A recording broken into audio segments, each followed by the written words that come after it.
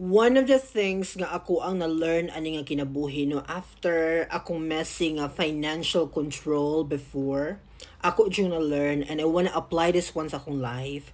Kung na ako'y gustong paliton, kung na ako'y gustong makuha, for example, something that I wanna get, dili gyud ko manghulam og kwarta, mubaro og money just for me to buy or to get something nga gusto gyud kay nako. No.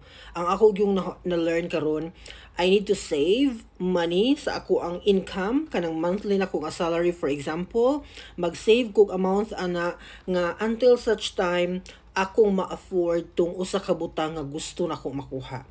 No, mao gina ako na learn kay ngano, the more manggud ta nga mo involve og borrowing money kanang mangutang ta sa bangko to any people, ga-create ta og another problem, no?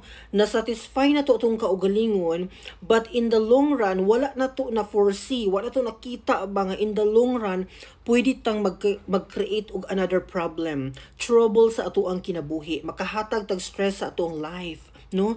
So to avoid situation nga mahitabo, my advice to you, akong naagian o hinay-hinay na kong apply sa akong kaugalingon, never ever borrow money to anyone for the sake of your wants.